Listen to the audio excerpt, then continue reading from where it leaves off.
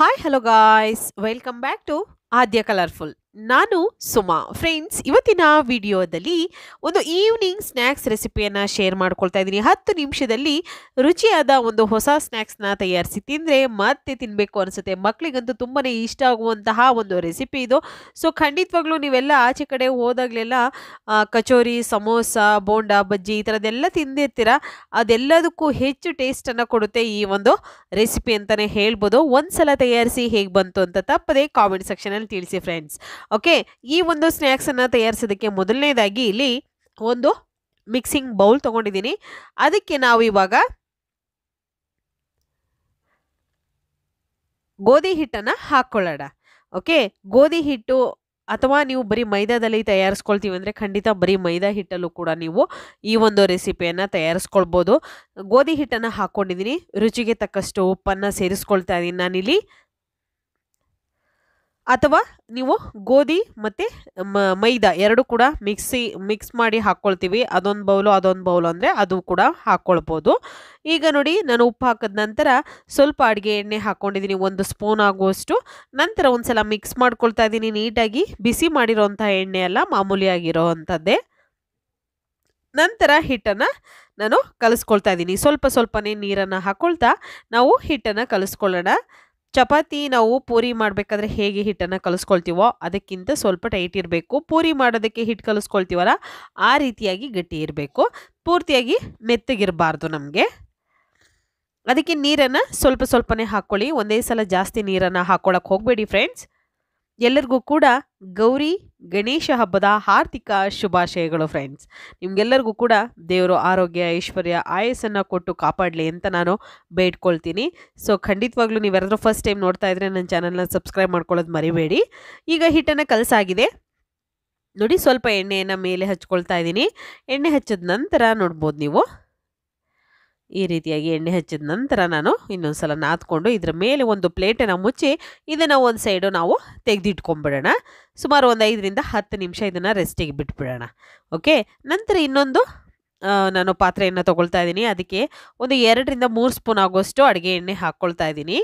So ಕೆಲವರೆಲ್ಲ ಕೊಬ್ಬರಿ ಎಣ್ಣೆ ಉಪಯೋಗಿಸ್ತಾರೆ ಅಡುಗೆಗೆ, ಕೆಲವರು ತುಪ್ಪ ಹಾಕ್ಕೊಳ್ತಾರೆ.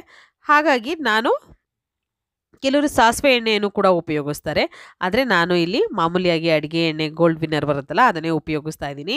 ನಂತರ ಒಂದು ಅರ್ಧ ಸ್ಪೂನ್ ಜೀರಿಗೆ ಹಾಕ್ಕೊಂಡಿದ್ದೆ. ಮತ್ತು ಒಂದು ಹಸಿರು ಮೆಣಸಿನಕಾಯಿನ ಸಣ್ಣದಾಗಿ ಕಟ್ ಮಾಡಿ ಹಾಕ್ಕೊಂಡಿದ್ದೀನಿ. ಹಸಿರು ಮೆಣಸಿನಕಾಯಿ ಮಕ್ಕಳಿಗೆ ಕೊಡೋದಾದರೆ ಹಸಿರು ಮೆಣಸಿನಕಾಯಿ ಸ್ಕಿಪ್ ಮಾಡಿ, ಇಲ್ಲ ಅನ್ನೋದಾದರೆ ಹಾಕ್ಕೊಳ್ಳಿ ಬೇಕು ಅಂದರೆ ಜಾಸ್ತಿ. ನಂತರ ಒಂದು ಈರುಳ್ಳಿಯನ್ನು ಸಣ್ಣದಾಗಿ ಕಟ್ ಮಾಡಿ ಹಾಕ್ಕೊಳ್ತಾ ಇದ್ದೀನಿ.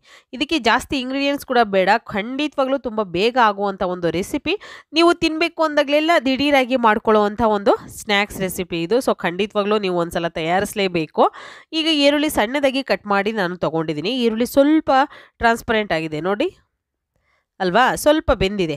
ಆಗ ನಾವು ಸ್ವಲ್ಪ ಉಪ್ಪನ್ನು ಸೇರಿಸ್ಕೊಳ್ಳೋಣ ರುಚಿಗೆ. ಹಿಟ್ಟಿಗೆ ಉಪ್ಪನ್ನು ಸೇರಿಸ್ಕೊಂಡಿರ್ತೀವಿ, ಸೊ ಜಾಸ್ತಿ ಉಪ್ಪನ್ನು ಉಪಯೋಗಿಸ್ಬೇಡಿ, ನೋಡಿಕೊಂಡು ಉಪ್ಪನ್ನು ಹಾಕ್ಕೊಳ್ಳಿ ಫ್ರೆಂಡ್ಸ್. ನೋಡಿ, ಈಗ ಸ್ವಲ್ಪ ಅಡುಗೆ ಅರಶಿನ ಹಾಕ್ಕೊಳ್ತಾ ಇದ್ದೀನಿ. ಒಂದೇ ಒಂದು ಪಿಂಚಷ್ಟು, ಜಾಸ್ತಿ ಏನು ತೊಗೊಂಡಿಲ್ಲ ನಾನಿಲ್ಲಿ. ಅದಾದ ನಂತರ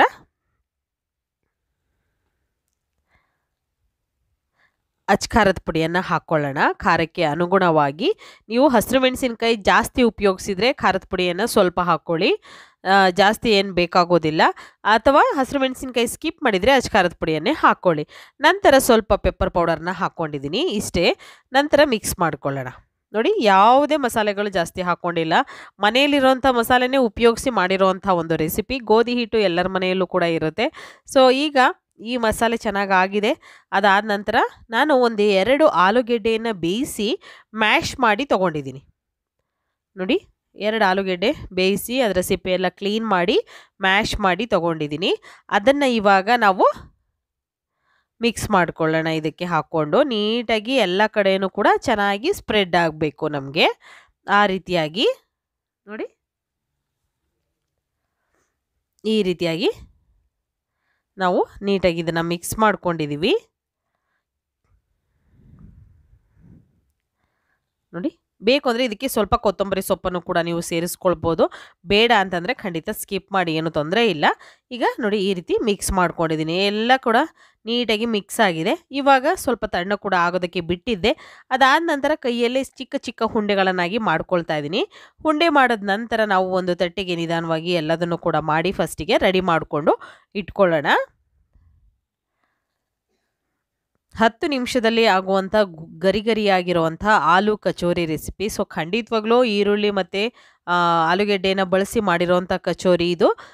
ಎಲ್ಲರಿಗೂ ಕೂಡ ಇಷ್ಟ ಆಗುವಂತಹ ಒಂದು ರೆಸಿಪಿ. ಯಾಕೆಂತಂದರೆ ನಾನು ಸುಮಾರು ಸಲ ಮನೆಯಲ್ಲಿ ಇದನ್ನು ತಯಾರಿಸ್ತಾ ಇರ್ತೀನಿ. ಅದಕ್ಕೋಸ್ಕರ ನಿಮ್ಮ ಜೊತೆ ನಾನು ಶೇರ್ ಮಾಡ್ಕೊಂಡಿದ್ದೀನಿ, ನೀವು ಕೂಡ ಇಷ್ಟಪಡ್ತೀರಾ ಅಂತ ಹೇಳಿ. ಈಗ ನೋಡಿ ಹಿಟ್ಟು ಕೂಡ ಒಂದು 5 ರಿಂದ 10 ನಿಮಿಷ ಟೈಮ್ ತೊಗೊಂಡಿದೆ. ಅದು ಚೆನ್ನಾಗಿ ಈಗ ನೆಂದಿದೆ. ಸ್ವಲ್ಪ ನೋಡಿ ಒಂದು 10 ನಿಮಿಷ ಆಗಿತ್ತೆ. ಅದಾದ ನಂತರ ಇವಾಗ ಚೆನ್ನಾಗಿ ಇದನ್ನು ನಾದ್ಕೊಳ್ತಾ ಇದ್ದೀನಿ. 1 ಸೆಕೆಂಡು ನಾದ್ಕೊಂಡ ನಂತರ ಜಾಸ್ತಿ ಏನು ನಾದೋದು ಬೇಡ, 1 ಸೆಕೆಂಡ್ ನಾದ್ಕೊಂಡ್ರೆ ಸಾಕಾಗುತ್ತೆ. ಇವಾಗ ಒಂದು ಸ್ವಲ್ಪ ಹಿಟ್ಟನ್ನು ತೊಗೊಳ್ಳೋಣ. ಸ್ವಲ್ಪ ಹಿಟ್ಟನ್ನು ತೊಗೊಳ್ತಾ ಇದ್ದೀನಿ ನಾನು. ಇವಾಗ ಹಿಟ್ಟನ್ನು ತೊಗೊಂಡು ನಾವು ಲಟ್ಟಿಸ್ಕೊಳ್ಳೋಣ. ಚಪಾತಿ ಥರ ಲಟ್ಟಿಸ್ಕೋಬೇಕಾಗುತ್ತೆ. ನೋಡಿ ಸ್ವಲ್ಪ ಹಿಟ್ಟನ್ನು ತೊಗೊಂಡು ಇವಾಗ ಲಟ್ಟಿಸ್ಕೊಳ್ತೀನಿ ನಾನು ಇದನ್ನು. ಈ ರೀತಿಯಾಗಿ ಮಾಡಿಕೊಂಡು ಚಪಾತಿ ಮಾಡಬೇಕಾದ್ರೆ ಹೇಗೆ ನಾವು ತೆಳ್ಳಗೆ ಲಟ್ಟಿಸ್ಕೋತೀವಲ್ಲ ಆ ರೀತಿಯಾಗಿ ಲಟ್ಟಿಸ್ಕೋಬೇಕು. ಸ್ವಲ್ಪ ಎಣ್ಣೆಯನ್ನು ತಗೊಳ್ತಾ ಇದ್ದೀನಿ ಒಂದು ಮಣೆಗೆ.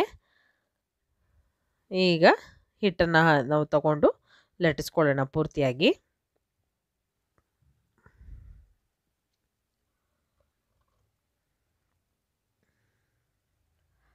ನೋಡಿ ಈ ರೀತಿಯಾಗಿ ಲಟ್ಟಿಸ್ಕೊಂಡ ನಂತರ ತೆಳ್ಳಗೆ ಎಷ್ಟು ಸಾಧ್ಯ ಆಗುತ್ತೋ ಅಷ್ಟು ತೆಳ್ಳಗೆ ಲಟ್ಟಿಸ್ಕೊಳ್ಳಿ. ಅದಾದ ನಂತರ ಇವಾಗ ನೀವು ಬೇಕು ಅಂದರೆ ಇದಕ್ಕೆ ಸ್ವಲ್ಪ ಎಣ್ಣೆಯನ್ನು ಹಚ್ಚಿ ಅದ್ರ ಮೇಲೆ ಹಿಟ್ಟನ್ನು ಹಾಕೋಬೋದು. ಬಟ್ ನಾನು ಏನೂ ಹಾಕ್ಕೊಳ್ತಾ ಇಲ್ಲ, ಸಿಂಪಲ್ಲಾಗಿ ಮಾಡಿ ತೋರಿಸ್ತಾ ಇರೋದು ನಿಮಗೆ, ತುಂಬ ಬೇಗ ಮಾಡ್ಕೊಳ್ಳೋ ಅಂತಹದ್ದು. ಅದಕ್ಕೋಸ್ಕರ ಇವಾಗ ಈ ಕಡೆಯಿಂದ ರೋಲ್ ಮಾಡ್ಕೊಳ್ಳೋಣ. ನೋಡಿ ಈ ರೀತಿಯಾಗಿ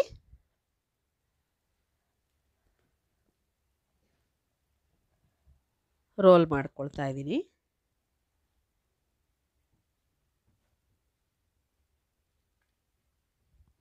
ಈ ರೀತಿ ರೋಲ್ ಮಾಡಿದ ನಂತರ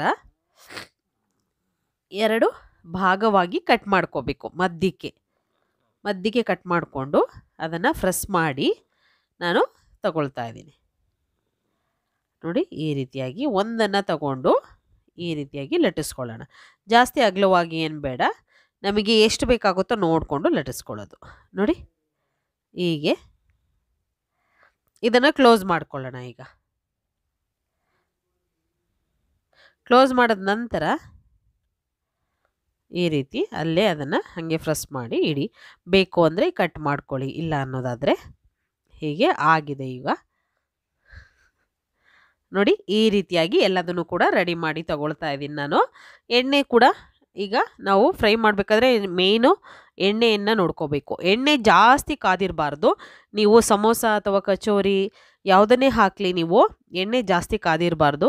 ಬೋಂಡ ಬಜ್ಜಿಗಾದರೆ ಎಣ್ಣೆ ಕಾದಿರಬೇಕು. ಸಮೋಸ ಕಚೋರಿ ಎಲ್ಲ ಮಾಡಬೇಕಾದ್ರೆ ಇದೇ ರೀತಿ ಇರಬೇಕು ಫ್ರೆಂಡ್ಸ್. ಸ್ವಲ್ಪ ಎಣ್ಣೆ ಬಿಸಿ ಆಗ್ತಾ ಇದೆ ಅಂದಾಗಲೇ ನಾವು ಈ ಒಂದು ಸ್ನ್ಯಾಕ್ಸನ್ನು ಅದರಲ್ಲಿ ಹಾಕ್ಕೊಳ್ಬೇಕು.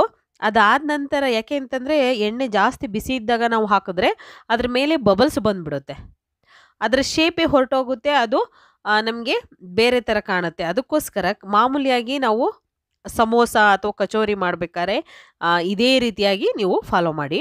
ಖಂಡಿತವಾಗ್ಲೂ ನೋಡ್ಬೋದು ನೀವು, ಈಗ ಒಂದೇ ಒಂದು ಬಬಲ್ಸ್ ಕೂಡ ಮೇಲೆ ಬಂದಿಲ್ಲ. ಆದರೆ ಎರಡೂ ಕಡೆ ಕೂಡ ತುಂಬ ಚೆನ್ನಾಗಿ ಫ್ರೈ ಆಗ್ತಾ ಇದೆ.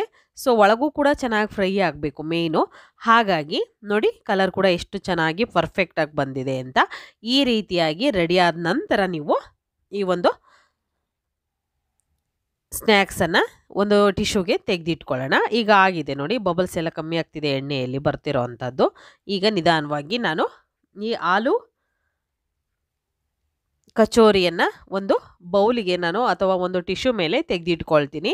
ಆಮೇಲೆ ಇದನ್ನು ಸರ್ವ್ ಮಾಡಿಕೊಳ್ತೀನಿ. ಈಗ ಇದೆಲ್ಲದನ್ನು ಕೂಡ ತೆಗೆದು ಮತ್ತೊಂದು ಬ್ಯಾಚು ನಾನು ಎಣ್ಣೆಯಲ್ಲಿ ಫ್ರೈ ಮಾಡ್ಕೊಳ್ತೀನಿ ಫ್ರೆಂಡ್ಸ್. ಆಗಿದೆ ನೋಡಿ. ಈಗ ನಿಧಾನವಾಗಿ ಒಂದು ತಟ್ಟೆಗೆ ತೆಗೆದಿಟ್ಕೊಳ್ಳೋಣ. ತುಂಬಾ ಈಸಿಯಾಗಿ ಟೇಸ್ಟಿಯಾಗಿ ಮಾಡುವಂತಹ ಒಂದು ಆಲೂ ಕಚೋರಿ ರೆಸಿಪಿ ರೆಡಿಯಾಗಿದೆ. ನೀವು ಕೂಡ ಮನೆಯಲ್ಲಿ ಆಲೂಗೆಡ್ಡೆಯಿಂದ ಮಾಡುವ ಕಚೋರಿಯನ್ನು ತಯಾರಿಸಿ ಹೇಗೆ ಬಂತು ಅಂತ ತಿಳಿಸಿ. ಇವತ್ತಿನ ವಿಡಿಯೋನ ಇಲ್ಲಿಗೆ ಮುಗಿಸ್ತಾ ಇದ್ದೀನಿ. ಮತ್ತೆ ಇನ್ನೊಂದು ಹೊಸ ವಿಡಿಯೋ ಜೊತೆ ಬರ್ತೀನಿ. ಅಲ್ಲಿವರೆಗೂ take care. Bye. See you.